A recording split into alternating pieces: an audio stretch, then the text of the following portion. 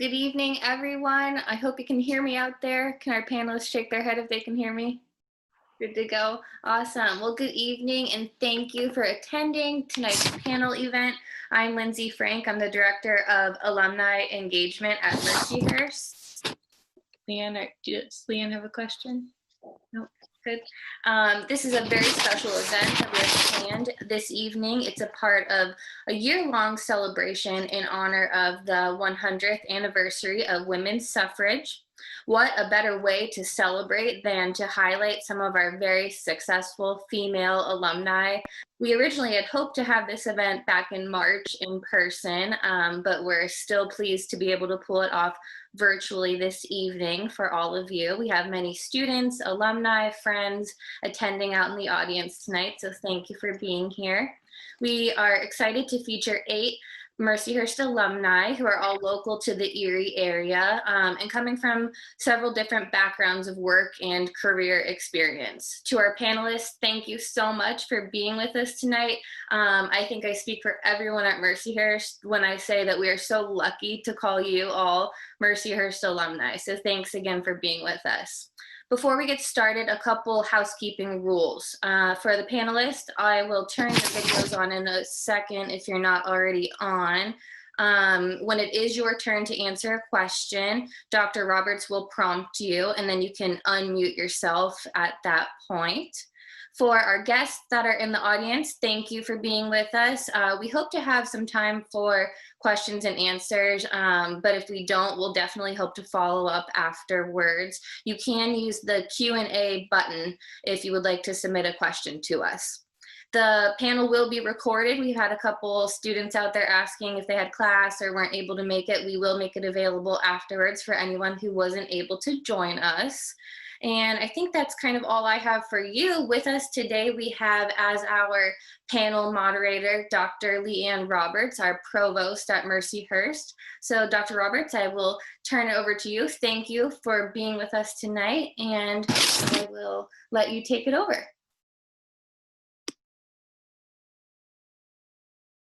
Thank you very much, Lindsay. I think it's probably a good time for all of our panelists to go ahead and turn on their video if they're able to.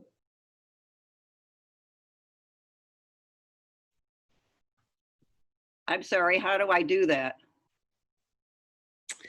So Mary, are you on a phone? To do it, are you able, did you get a message from me? There you go, Mary. There we go, great. Okay, do we have everybody? And I think there's 2 of you, and I see Marlene and I see Emily in the same screen. And since you're family, you can probably squeeze tighter together. There you go. And Lindsay, I was not able to get my audio right when you started, so I don't know if you said anything about the reason we're gathering today in particular.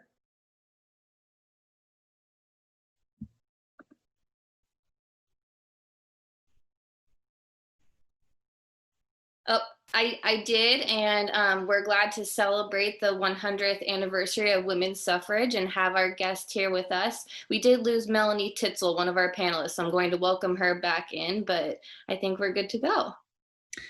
Great. Okay, it does mark the 100th anniversary of the passage of the 19th Amendment, guaranteeing and protecting women's constitutional right to vote. And it is the passage that marked the largest expansion of democracy in the history of our country, and I am pleased and excited to be with all of you ladies today. And I am interested to know how many women and men we have in our audience today. I don't know, Lindsay, if you can talk to us about that at all, or if you just want to keep that a little tight secret. And we can just begin and jump right in. So this is a question for all of you, and it is just to hear a little bit about yourself, your career path, how your Mercyhurst education has had an impact on your career and just life in general. So you don't, I don't know if you all appear the same way you do on my screen as you do to each other, but Marlene Moscow and Emily Mirsky, you're smack in the middle of the Brady Bunch square for me. So why don't the 2 of you go ahead and start for us? You're muted, Marlene.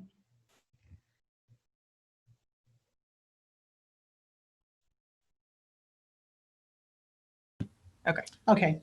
Thank you. since I'm the elder of the group, of this group, Emily decided I should go first. Anyway, I graduated from Mercyhurst many years ago. And 1 week after I graduated, I joined Marine Bank, which was the predecessor to PNC Bank, and stayed with that organization for over 40 years. So I love change, but this career that I selected gave me so much in the way of change and opportunity that I chose to stay there. I did have other opportunities to leave, but I didn't. And I'll tell you, the reason I'm there is because of Mercyhurst. Sister Carolyn, who was the president at that point, was very good friends with my boss and said that they were looking for someone to hire as a co-training director. It was like a teaching position. And they interviewed me and I was hired. And then throughout the subsequent years, which led me to my retirement 4 years ago, I wound up running business lines and then ultimately became the regional president of PNC. And I guess if that phone call hadn't been made, I don't know where I would have wound up, but it probably would not have been at PNC Bank. Very rewarding career. I think I touched that glass ceiling a couple of times. I was the first woman regional president that the bank had offered the position to, and I hope because of that I paved the way for other women who then became other regional presidents across our footprint. So I could go on and on, but I'm not going to bore you with all the other things that I've done in my career. But the other major thing that Mercyhurst taught me was to give back to the community. And that also was a role that I played in my career. So I did a lot of volunteer efforts. I see Melanie Titzel's on the picture screen here, and I'm chair of the board at LECOM where Melanie works. I was chair of the board at Mercyhurst for many years too. So I learned to give back. I learned to enjoy giving back. And I thought when I retired, it would be over, that nobody would want me around anymore, but they found me in a couple instances. So I have limited my volunteer experience, but I'm able to give it more time because I am retired now. Hi, my name is Emily Mirsky. I am a 2004 graduate. I graduated with a major in English and a minor in Spanish. And then I went on to graduate from the Intel program with my master's in 2006. And then because I loved school and wanted to go further, I went to law school at Penn State and got my law degree in 2010. And so now I'm a practicing attorney here in Erie. I work mainly in Erie County and in Crawford County. I do mainly criminal defense. I'm a public defender, which is a court-appointed attorney. And then I do some other work here and there, but mainly criminal defense. And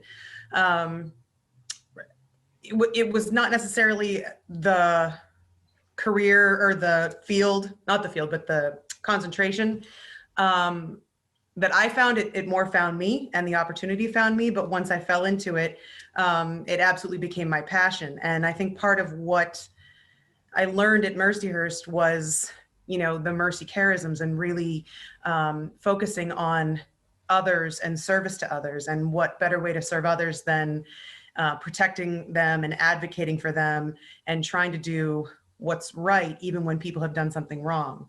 And I think that Mercyhurst really taught me to look at people as individuals and consider people at their worst and at their best, and work with them and try to, help them in any way that I can. And so service to others, mercy, those are all things that I learned at Mercyhurst. I'm also a graduate of Mercyhurst Prep. And so I've spent a lot of time on the Hill and just learning from the Sisters of Mercy and everything that was brought to them. Following in my mother's footsteps, I'm the president of the Alumni Board. So both my mother, my husband, and I are all pretty involved on campus still. And so we're very, very happy to be part of this. And thanks for having us. All right, Marlene and Emily, we're going to go right down below you and go to Mary Shaw.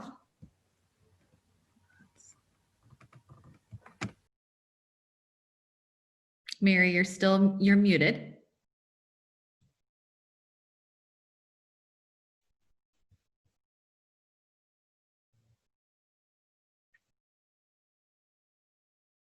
Okay, so Mary, down in the left-hand corner of your screen, there's a microphone, and it probably has a line, red line through it. So just click on that.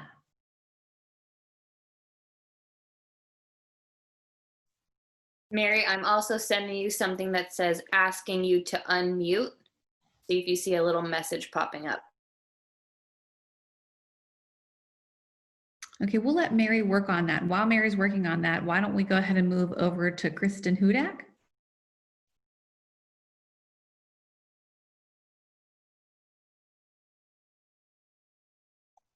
We go. Hi.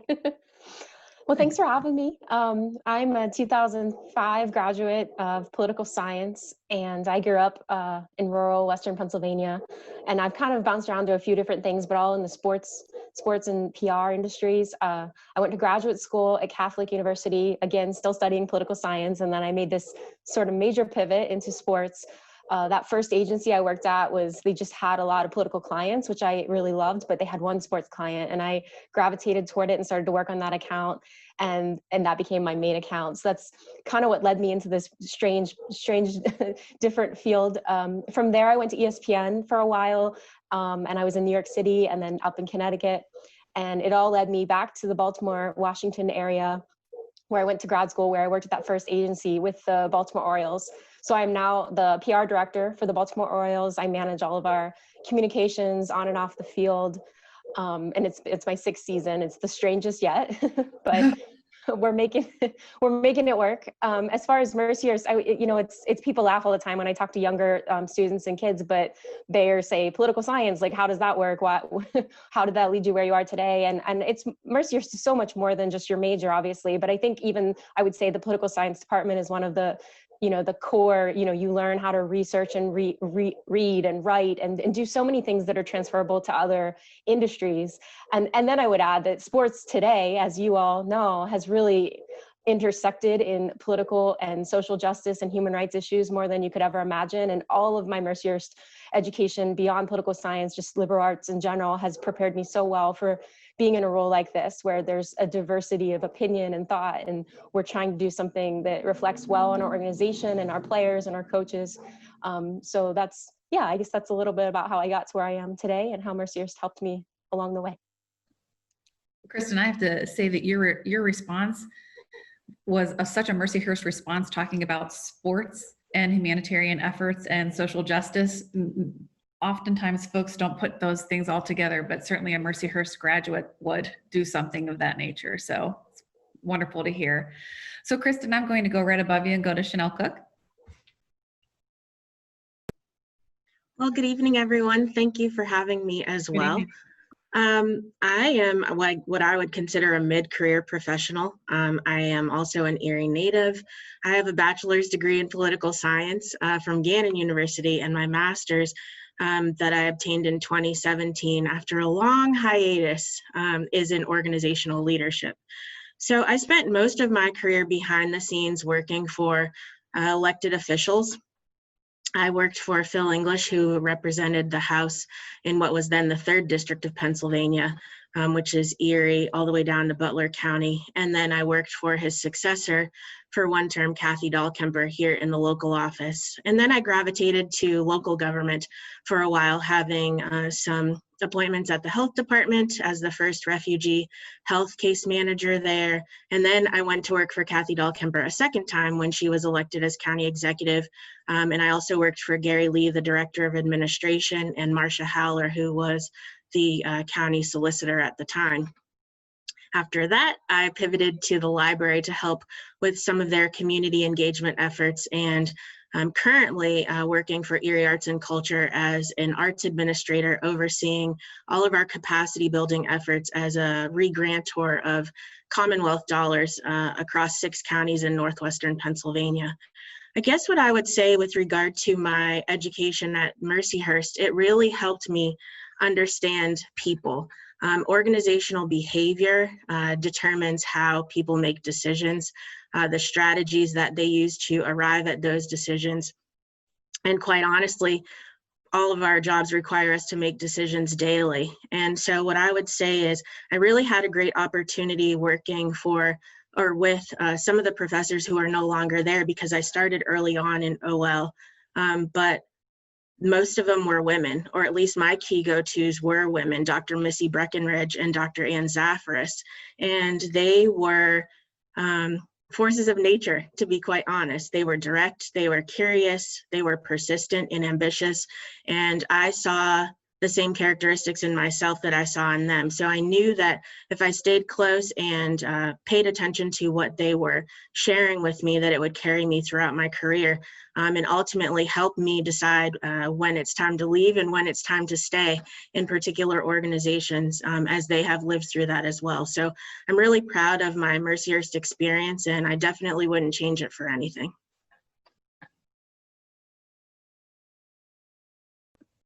Thank you very much, Chanel. I don't know that either Anne or Missy would log on to see this or be listening, but I'm going to make sure both of them know that you said that. I will get a direct line to both of them tonight on that.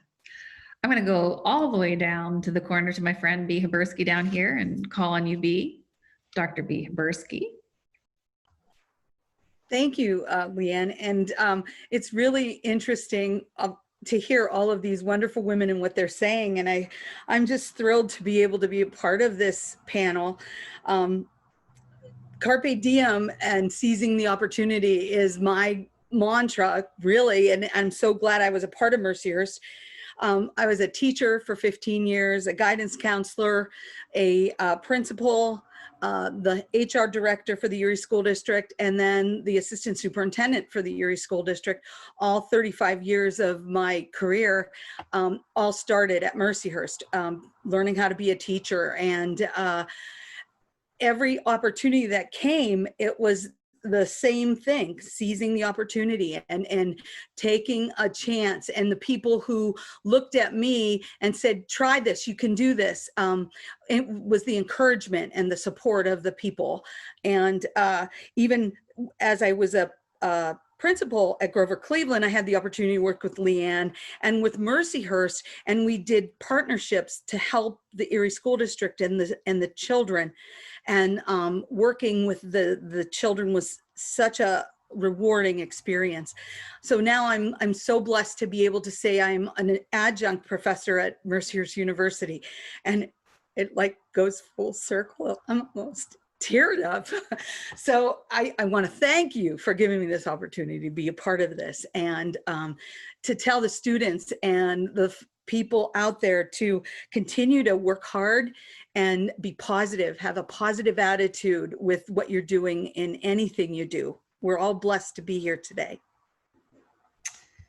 Thanks so much, B. I'm going to go right above you to Christine Marsh. Sure. Hello, everyone. I feel so inspired.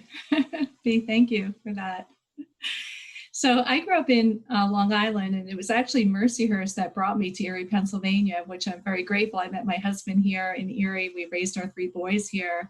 And now the work that I'm doing in community and economic development on behalf of Erie Insurance, it gives me great privilege to work with people like Chanel Cook and Patrick Fisher at Erie Arts and Culture, and all the great work that they're doing in our community and for those in our community for generations to come.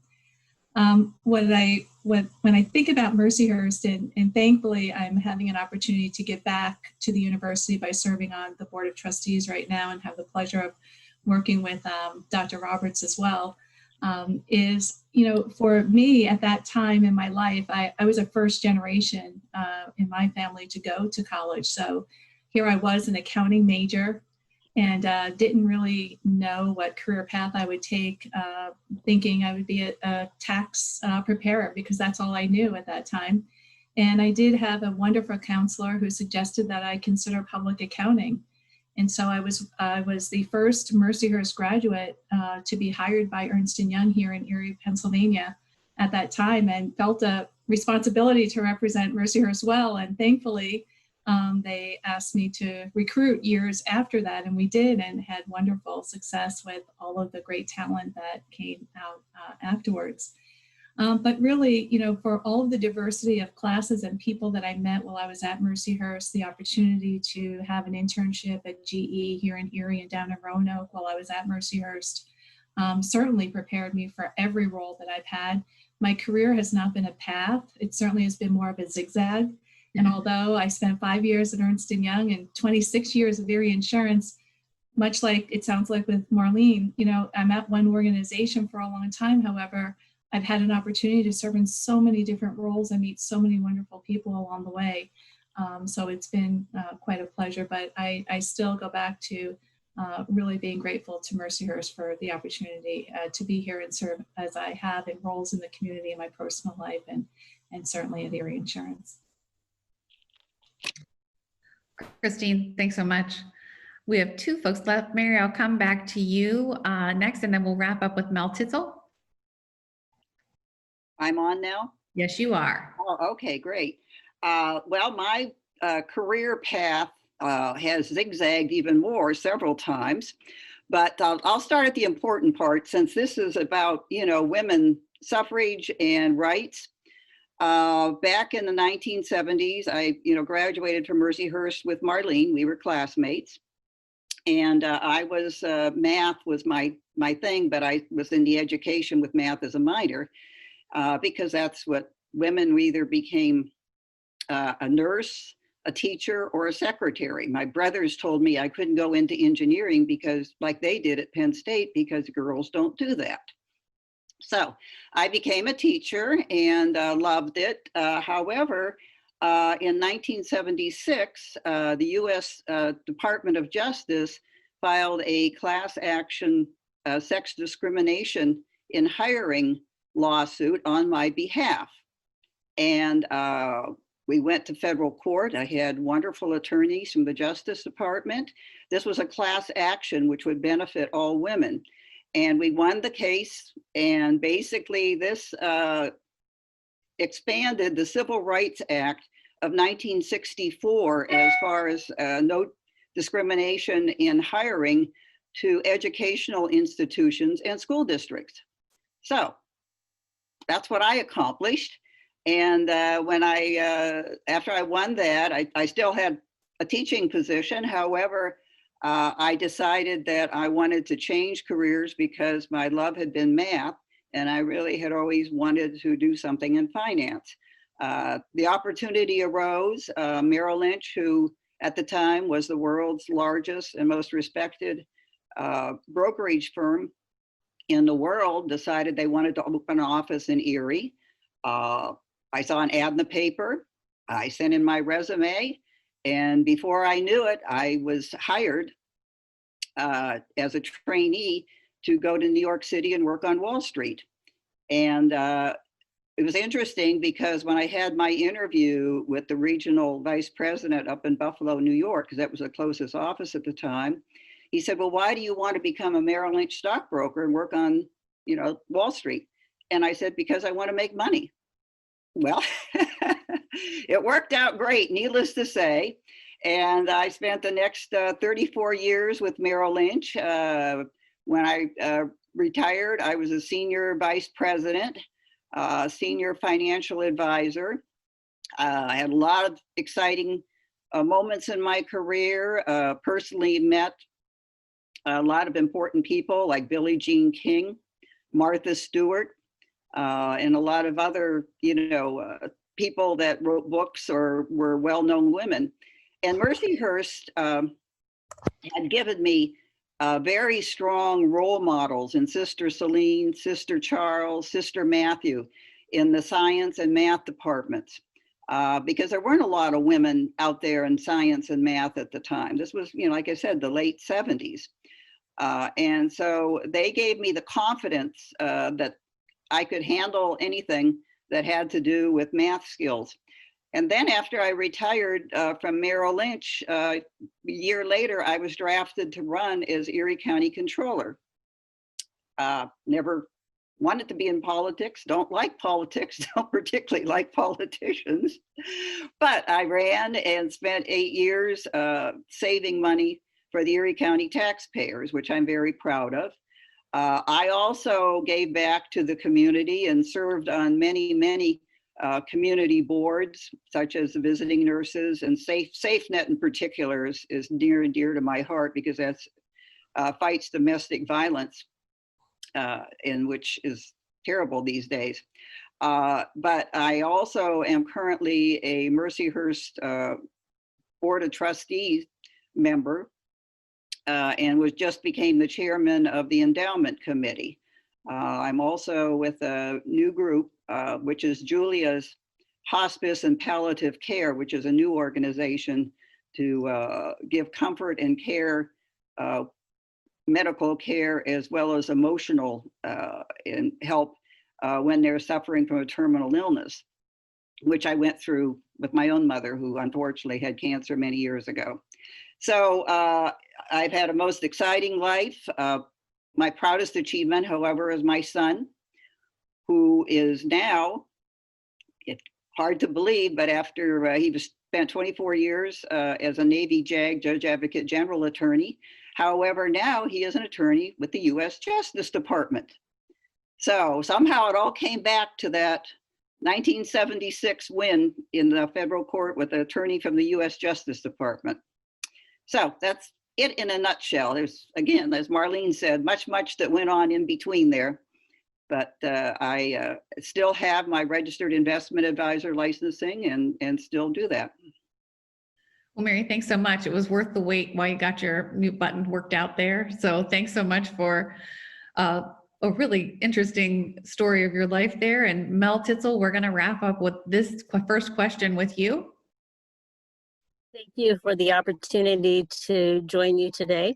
My Mercyhurst education made a huge difference, not only in my career, but in my life. One of my professors, Dr. Jean Lavin, she was a Benedictine sister and a scholar, and she was my organizational leadership and human behavior and organizations professor. And she inspired us and taught us that, you know, you're going to memorize a lot of facts and figures that'll be obsolete in a few years, but if you can understand yourself and spend some time learning about human behavior and organizations, that will serve you well. And it certainly has. It's given me the courage to be in a variety of environments and be comfortable and successful. I graduated in 1980 with a degree in business administration, and I have an interest in dance, so I was a double major at first, but I finished in business. And my first job out of Mercyhurst was at First National Bank of Pennsylvania in the trust division. And I learned there, you know, my whole career has been sort of a discovery process. And in that position, I discovered that I had a passion for senior citizens. A lot of our clients were older. I had a knack for speaking with them and working with them. And so I pursued a position at the Gertrude A. Barber Center in a group home as a program aide. It was for elderly men, and I was a program aide for a few months and then a unit manager, and really loved that, loved working for Dr. Barber. Learned my passion was enjoying putting together events and activities and making their lives joyful. And so I pursued a master's degree in recreational therapy, worked for a year in a nursing home as an activity director, and then went back to the Barber Center where Dr. Barber asked me to create a department of therapeutic activities, which I did and ran it for about a year. And I got a call from a couple gentlemen in town. You may know Toby Freilich and Mike Redlosk, and they were developing a senior living community and had heard that I had an interest in seniors and a background in business. And that was a good partnership. I worked for them as their vice president of senior retirement management for 25 years. We had 3 retirement communities here in Erie, Pennsylvania. And, you know, when I was doing that position, my passion was, and what I tried to do the most of, was education and training and mentoring students. And I just loved that. And so I pursued a PhD in organizational learning and leadership.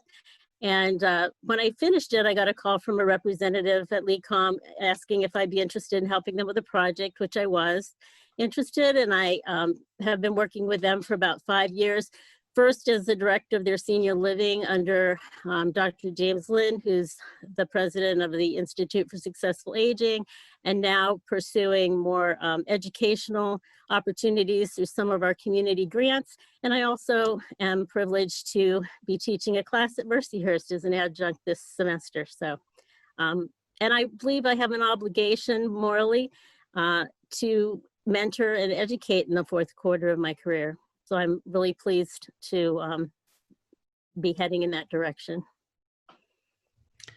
Well, thanks very much, Mel. You know, as a moderator, I'm supposed to moderate and move things along and not say too much, but I do have to say that there's a common thread in that none of you have taken a straight line on your career path, and they've all been very interesting, and it seems oftentimes driven by curiosity and a need to pursue something beyond what's right in front of you. And so it's inspiring to me as I sit here, you know, 30 years into a career that hasn't been a straight line either, but I hope really inspiring to those that are watching this in live feed, and also those that will watch it recorded.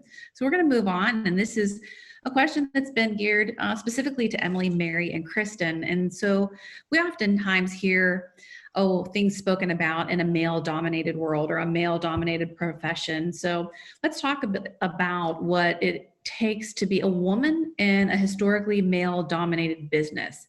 Any advice that you may have for women that are in the early part of their careers in a particular profession or a career that is really a male-dominated profession or is stereotyped as a male-dominated profession, or anything that you can speak to that would fit in that kind of category of a male-dominated profession? Emily, Mary, or Kristen? And I think what we'll do here is we'll kind of like raise our hands so I can see you, and then I'll call on you. Mary, go ahead. I thought about that, and obviously one of the first things is to be competent. If you know what you're doing, know your stuff. If you know what your stuff, you can be self-confident.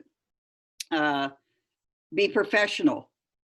Always act professional, because you want to be a professional. If you act it, you will be. And I think another very important thing is wear high heels. I'll be honest with you. When you're in the business world, and I know Emily wears her heels in the courthouse when she goes into the courtroom, you know, you come across as, you know, being a professional, and that image. It's kind of interesting. Again, I have a lot of old tales from the days before women were accepted on Wall Street and places, you know. It was at Maria Bartiromo has only been on CNBC and Fox Business News for 25 years. She celebrated her 25th anniversary. I started 43 years ago. So it was long before we had CNBC and anybody, you know, was on the exchange.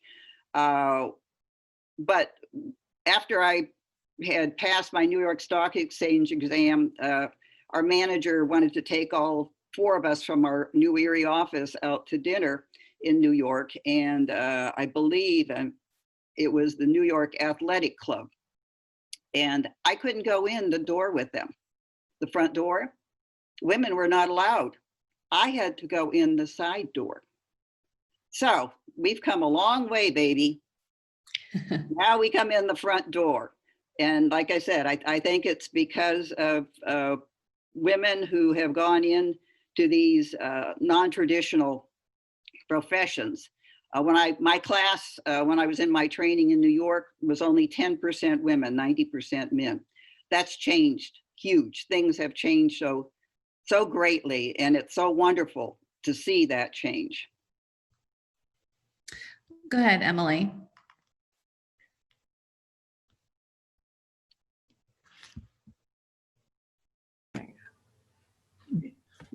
Before my daughter speaks again, Mary, I was invited to a dinner at the Duquesne Club, and I had to go through the back door. Huh? I don't remember, early 1970s. I thought, I'll be, quote, damned if I'm Never again. Never again is right. So I would consider myself still at the beginning stages of my career. I mean, I've been practicing for almost 10 years, but still, you know, I still feel like I'm at the beginning of my career. I feel like I'm constantly learning. And the legal field is, you know, much like the finance world, is absolutely dominated by men, the old boys club. And I think still to some degree is, I mean, even my law school class in 2010 was 60-40 male to women, a female to male ratio, or male to female ratio. And so it still is very much male dominated. And, you know, it's something that I don't necessarily deal with as much now as I used to, kind of being a bit seasoned in my career. But definitely in the early days, you know, was called honey and sweetheart, and, you know, just sort of these words that a man might never call a man, and not to, you know, diminish the role that men play, because there's many, many successful and respectful men in the legal field, in any of these fields. But definitely as a woman, and a young woman in a field that's traditionally dominated by men, is definitely a difficult path to navigate. And I think absolutely I agree with Mary. Being prepared, being competent, knowing what you're talking about is something that you should always do, but it definitely gives you confidence when you walk into a room knowing that you know what you're talking about, and other people can take you seriously. First impressions are a huge deal. And so the number of things that you can control is so small anytime, that what you can control is so important. And so it's always very important that you know, have the confidence when you walk in to be prepared and speak to what you know. And it's difficult because you're going to be challenged. I've had judges, you know, haze me just to kind of see how I would respond and kind of live up to the test. And if you pass the test, great. And if you didn't, you know, fortunately, I think at this point I've passed most of the tests. So I don't really want to know if I didn't, but it's something that happens, I think, in all kinds of fields, and just to sort of see how well you can handle yourself, and how you can handle yourself in a room full of people. And being a woman has its own set of challenges. Being a younger woman has a further set of challenges. And, you know, in my field, being a public defender comes with its own set of preconceived ideas. And, you know, there's all kinds of names for us: not real lawyers, public pretenders, you know, if only I had a real lawyer, then I would win my case, something like that. So there's sort of three things that kind of stack up against you. And so you really have to have the confidence to believe in yourself and what you know and what you've been taught, to then overcome the challenges that you're going to face that you don't have any control over. And it's not easy. It's not easy to start that way. You don't start off knowing what you're talking about. And even if you do know what you're talking about, believing that you know what you're talking about. So, I mean, it takes time and it takes practice, and but it comes with the territory. And then all of a sudden one day you walk into a room and you have a great answer for somebody who says, "What's a pretty girl like you doing defending these bad criminals?" Which is something that was said to me. And then I had a much better response for it than I would have maybe 10 years ago. So. Do we dare ask what the response was? I can tell you. It was fine. It was totally nice. I said, upholding justice and defending my client's constitutional rights.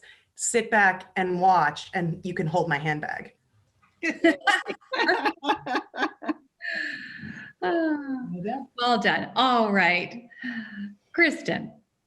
Sure.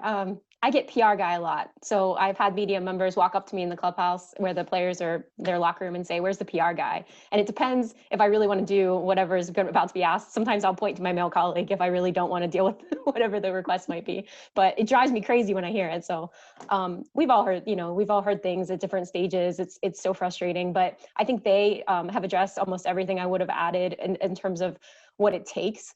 As far as for a younger woman, what advice I might give is, I think I've been with the Royals for 6 years, so I was kind of in the mid-level of my career when I got there, but I didn't realize how willing other women were to help you along the way. So I think for younger women, I would say there's a community out there in your industry or your field somewhere, and if you find those women, they are almost guaranteed to want to help you. For us in baseball, there's so few women, so there's so few women get internships, so few women work their way through the system.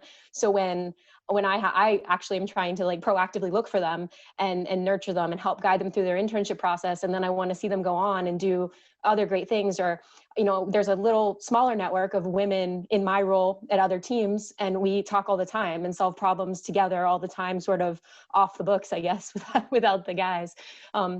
But if you looked at baseball as a whole, I mean, it's a very intimidating environment for women, and not just because it's athletes and locker rooms and stuff. I don't even mean that. When we have our industry meetings, it's it's 400 men in a suit and one woman walking by. So it's still very challenging just to get the numbers to a place where we kind of are both represented and can kind of solve problems together. But for now, for me, the biggest thing has been finding those other women and those pockets of support and using that community to help solve whatever problems I might face or to help grow my younger staff into better roles for them. It's just been a game changer. And then I would say even more broad, maybe whatever your industry is, like I maybe on a smaller level, I would think of myself as just a colleague from other sports PR people. But in our industry, we have media and we have different people in different roles for all these different teams. So like, I think thinking broader, the Yankees have a very famous pioneer female broadcaster in Susan Waldman. She was like, broke this color barrier, I don't know, 30 years ago. Like, she's incredible and she's been through everything. And she's a broadcaster. It's a totally different field, but like, she's been such a great person for me to ask questions to or to learn from. So I think not being afraid to kind of make a small box, make a bigger box, and look for the women in that bigger box in your field. It's really helpful in solving problems and kind of getting to that next step. Well, thank you very much. We just talked a little bit about women helping women in Kristen's response to finding our way in male-dominated careers, but we don't want to box men into a corner as holding women back. What we want to do also is talk about how our male colleagues can be helpful for female colleagues finding their way. So let's talk to Marlene, Chris, B, Melanie, Chanel about effective ways that men can play roles, positive roles in helping the development and success of females in their for their female colleagues. So go ahead, raise of hands. I saw Mel's hand go up. So Mel, why don't you go ahead and get started? I think that men can be most helpful to women by mentoring them, just like they would men. I like, the drive the bus, ride in the bus to get out of the bus model where, a mentor would take you in and show you the ropes, the important literature, the important context, the important facts and figures, introduce you to the highway by driving themselves and having you watch, and then letting you drive and being in the bus so that they can say, you better accelerate or you're not going to get there, stay on the road, you better yield to that semi, kind of give you the tips while the mentee is driving, and then get out of the bus and let you take a day trip and then a trip across the country. Certainly track progress and support, but get out of the way. And after you're done with your mentoring process, let them be successful. I love that explanation. And I've not ever heard the bus analogy either. But some of you have, though. I could tell by you nodding your heads, but I do like that one. B, go ahead. What I was going to say too, and just piggyback, would be for the males to brainstorm together, working together where you talk through ideas and not always have the answer right away, but listen and then be objective about what the solution should be and talking through it. It's that collaboration that helps develop the female, but it also helps develop the male. I mean, you're in it together, having that same focus of the topic. Or for example, in the school district, it's for the students. What are we going to do to make our students successful? And that was the goal that we would have. And when we work together as a team, it really gave us that opportunity. And so the support from the my male colleagues, and we had the respect for each other so that we worked together to do that. Anyone else want to chime in our group? Chanel, go ahead. Yes, I guess what I would say is I would take it one step beyond what Melanie mentioned as mentorship, and I would say that sponsorship is equally important. So being inclusive, avoiding a scarcity mentality, thinking of ourselves as complementers and not competitors. I think that's really important when it comes to men. Quite honestly, there are times when women are not even either in the room or on the list to be in the room, right?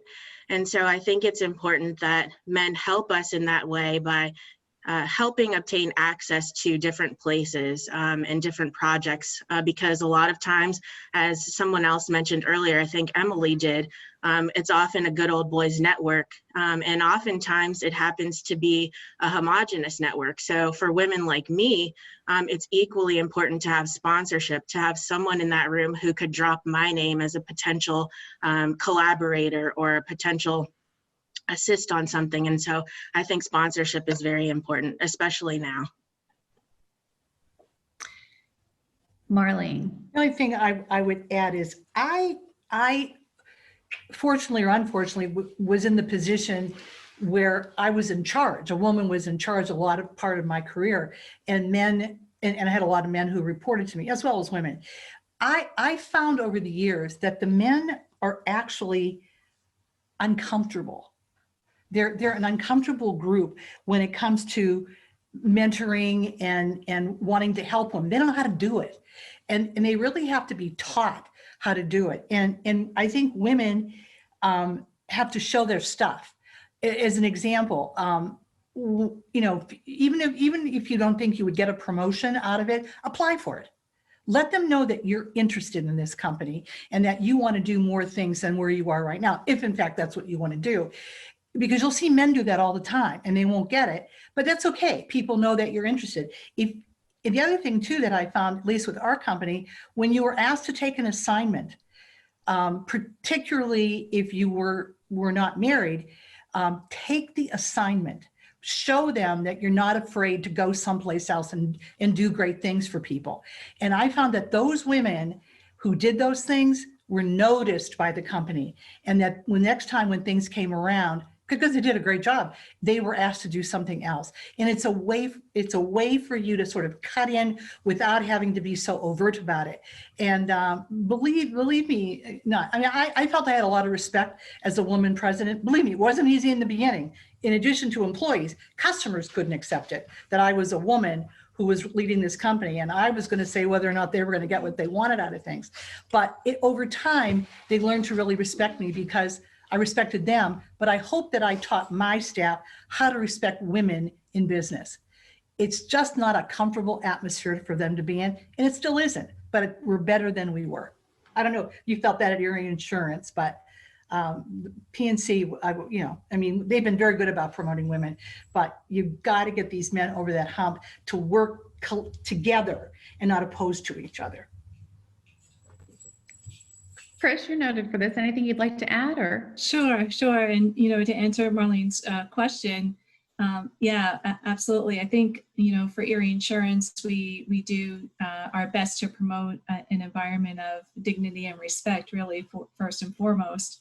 But to your point, Marlene, you know, even for myself being in the accounting field and being in the finance part of the organization for over half of my career, I was the only female in the room and one of the only female leaders at the board meetings most of the time. And so, you know, the only thing that I would add, I would echo what everyone has already said, particularly that sponsorship, because, you know, we're still in a world where men make up a majority of leaders in Fortune 500 companies and boards of Fortune 500 companies. So we are still living in this world. So to have men allies, including you and sponsoring you, looking out for you when you're not in the room and giving you credit when credit is due is really important even now, certainly. And the only thing I would add is it's great when there are those men allies that are willing to call out bad behavior as well, whether you're in the room or not. And I had an example of that just last year when I was in a meeting of community leaders. There were probably about 25 around the table. I was the only female in that room. And one of the other men in the middle of a meeting leaned over to me and said, "Could you go get me a cup of coffee?" Oh. And the man sitting on the other side of me, who I've worked with a long time in my career, looked at that gentleman while the meeting is taking place and said, "Go get your own coffee. We need Chris's perspective right here at the table." So I appreciated that he did that, and I believe he would have done that whether it was me or anyone in the room, because he knew that it just was not the right thing to do. So calling out bad behavior is equally important during this time too, and thankfully there are those men allies out there that are willing to do that. So this is not I'm going to go off script. Lindsay, sorry. I'm just going, but I have to put this out there for any of the younger women who are watching or listening, because Chris, Chris and I, we've been around and we've had these things happen to us. And I can probably predict how you would have handled that if somebody would not have said something for you, because you have a couple of years behind you and you know how to navigate that landscape. But the first time something like that happens to you, or the second time something like that happens to you, it's a really challenging situation. To think on your feet, it's similar to what Emily had to handle when she said, "And hold my handbag." You want to be able to navigate that situation without someone being able to walk away saying something negative about you and you becoming the bad guy. And so you have to think about, how can I say something that gets me to not go get the cup of coffee? I'm still seated at the table. I can do it with a smile on my face, but my message is very clear. Don't ever ask me to get you a cup of coffee again. Move on. And so be thinking in advance about how to do those things. You almost need to say it with a really benign look on your face, unfazed. Excuse me. Unfazed. It is offensive, but you're not offended. Move on you go. And then get ready to say something really smart at the table about 10 minutes from then. Okay, on we go. We have a couple of more questions. What advantages do women have as leaders in organizations, including your own organization? So we have quite a few women in this group that are leaders of organizations or have been in leadership positions at a fairly high level. And so what advantages come with that? B, Melanie, Chris?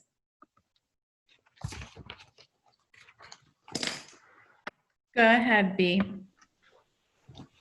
So when I thought about the advantages that we have as women in education, education is a wonderful profession for anyone, but one of the things that I looked at was teaching and learning. So as a teacher, you have advantages of working with the future. I mean, you're teaching children and they're going to be the next generation. But you also have that other wonderful piece of learning. You're learning every single day. So even as I moved from a teacher to a guidance counselor, it moved from, I had my classroom of 25. Then I moved to, as a guidance counselor, I had 550 students. Then we moved to the principal, I had a building of 550 plus their entire families. And then as HR, for the Erie School District at the time, there were 1,800 employees and there's 12,000 children. And then as the assistant superintendent of curriculum, we were making decisions on how to add new curriculum to the students so that it would help them be better learners. So the advantages for us in education in general is both pieces, the teaching side of it and then the actual learning, because I learned every single day of my life that I was there, but I also was able to help kiddos. So that was the advantage of education. Mm-hmm. Go ahead, Melanie. I'm really lucky because in my organization currently at LECOM, you know, men and women have equal opportunities. We have our president, Dr. John Ferretti, and Dr. Sylvia Ferretti, our provost, are mentoring people all the time and giving equal opportunities. So I say the advantage is what you make it. It's probably the same for men, but, you know, do your best every day. Try to be better today than you were yesterday. Keep learning, you know, take care of your mind, your body, your spirit, and do the next right thing. And not because you're going to get a promotion or because it might get you a raise or a bonus, but because it's the right thing. And success will come if you follow those things, whether you're a man or a woman. And go ahead, Mary. I think the advantage women have is the fact that we know how to multitask better. We're used to doing, you know, baby on one hip and, you know, our finance in our other hand, and we multitask constantly. And I think while we're multitasking, we actually are more focused on what we're doing. I think that's something that men sometimes just sort of, well, it'll happen, and they don't focus. We work hard. Women, tend to work harder, be more detail orientated than men are. And so, what I found in my career is I teamed up with people I could work with, especially, I started out with she's still my best friend after 43 years. We became business partners, and that got me through a lot, having her to bounce ideas off and the two of us together. But we also had men join our team so that we could work together and use what was the best of us along with the best of them. So basically trying to bring talents together that are just personality type of talents, and being able to deal with situations and people. So I think somebody who's detail orientated works well with somebody who's a big picture person, etc., that type of thing. Well, I'm going to be cognizant of time because I know we're trying to keep it to an hour. So I'm going to we have 2 questions left. So we all have challenges. We've actually talked about a lot of them, and we have some folks that are towards they're more senior in their career, and some folks that are on the more entry side of their career. So we're going to talk about some of the biggest challenges as a female in the field, more on the, well, I guess on both sides of the career. So if you think about obstacles and I'm sorry, I'm getting an error message here on Zoom. Am I still with you? Okay, I apologize. I just got a Zoom error message that I've never seen before.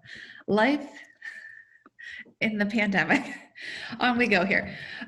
Some challenges that are obstacles that you've overcome, things that have become barriers to you. You've kind of run up against them, and you've figured out how to get beyond them in your career. It hasn't halted you in your tracks. You've continued to move past them. So specifically noted on this question, Chanel, Kristen, Mary, Emily, Marlene. So Chanel, we haven't heard from you in a little while. Emily, we haven't heard from you either. So Emily, let's start with you, okay? Sure. So in thinking about my answer to this question, I think that the biggest challenge in my career is myself. And I think a lot of women in particular struggle with wondering if they're good enough and talented enough to do what they're doing, and to be good at, and it has nothing to do with men versus women or whatever, but just, am I good enough? Do I know what I'm doing? Can I do this job? Can I be a good student? Can I be a good mother? I mean, it's across the board. So definitely my biggest challenge is myself. It's something that I struggle with all the time. And I'm the only person that can improve it and fix it. And so just consistently trying to be the best at what I can do, and learning and improving.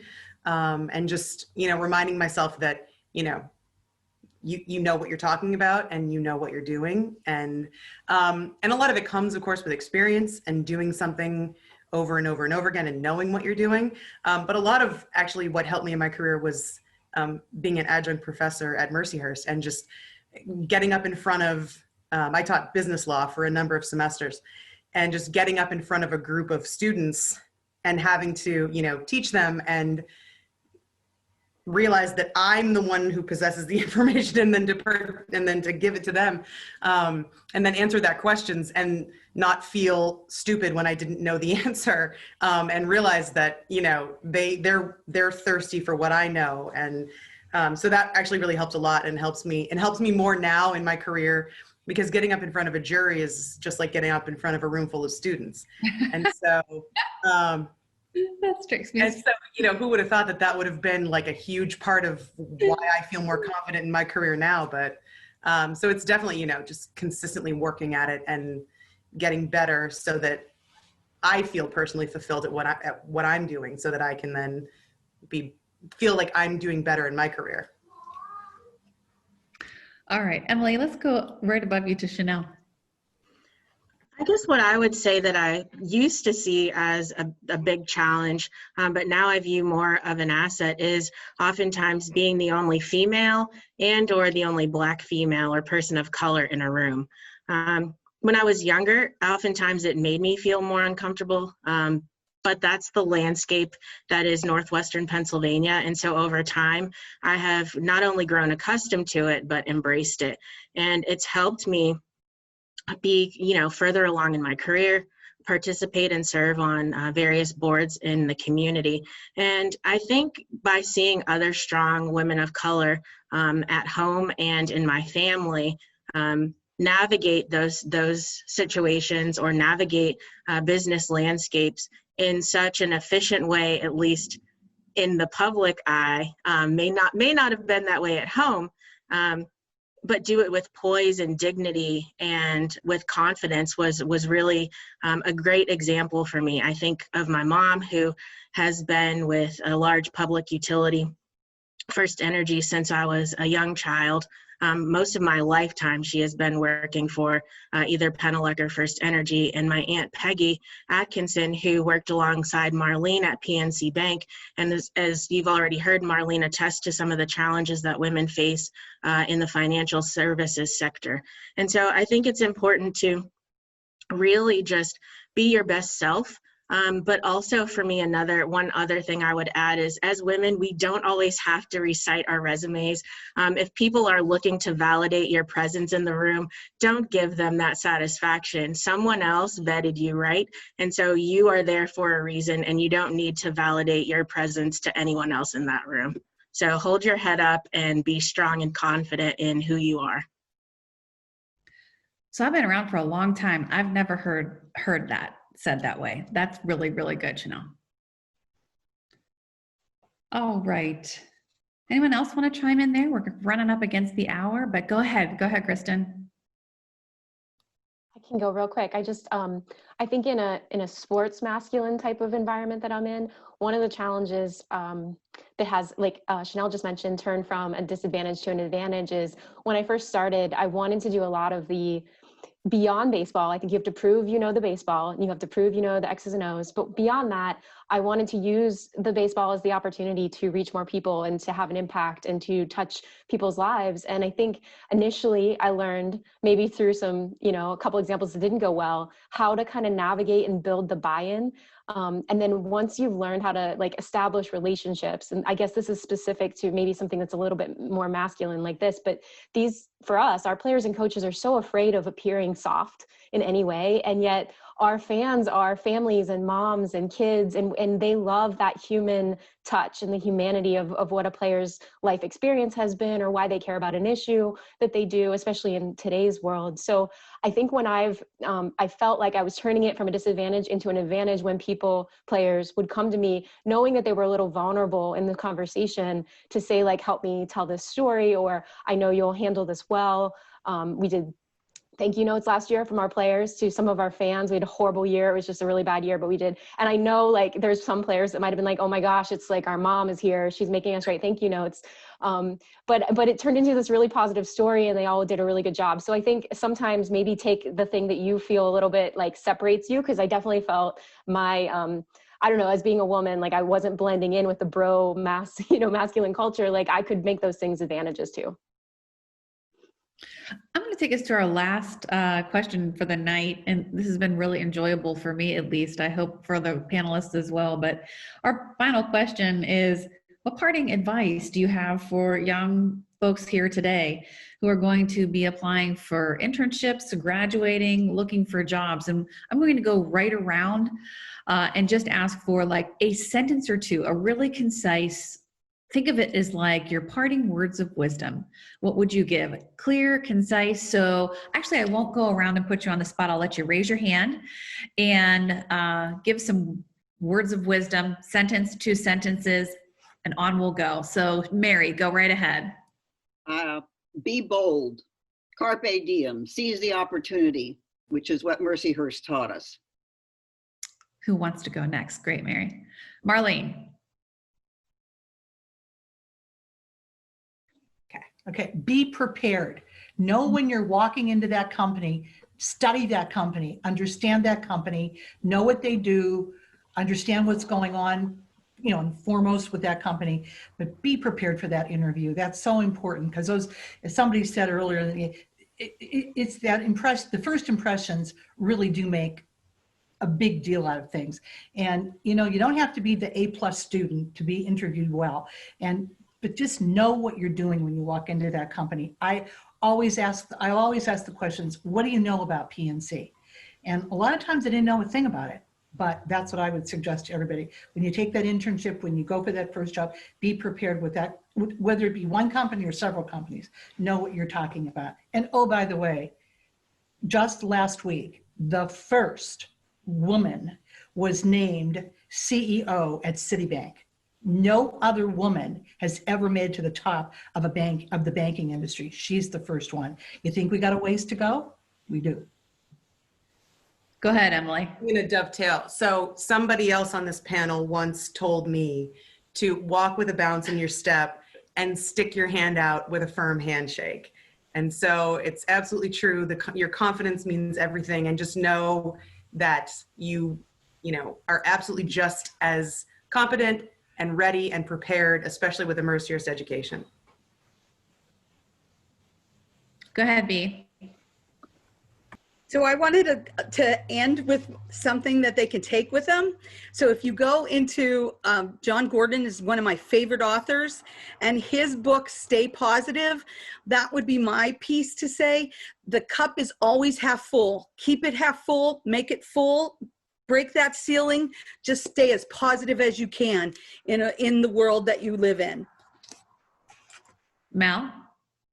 Practical advice: proofread your resume, dress appropriately, and research the company you're interviewing with. Philosophically, one life to live, follow your bliss. Chanel, Kristen, go ahead. Mine was going to be short. I was just going to say, trust your gut, trust your instincts. If something doesn't feel right, it's probably not right. If something's calling you, like if you feel like that's what I really want to do, go with that. That's the universe trying to tell you something. So just trust your gut, trust your instincts. Chanel? I would say you have choices and you're never stuck. So some people say when life gives you lemons, you make lemonade. Me personally, I say when life gives you lemons, respectfully decline. So that means be prepared to segue, pivot, transition, whatever buzzword you'd like to use. You are never stuck. Your own mindset is the boundary or restriction that you live by, not anyone else's. Love it. Chris?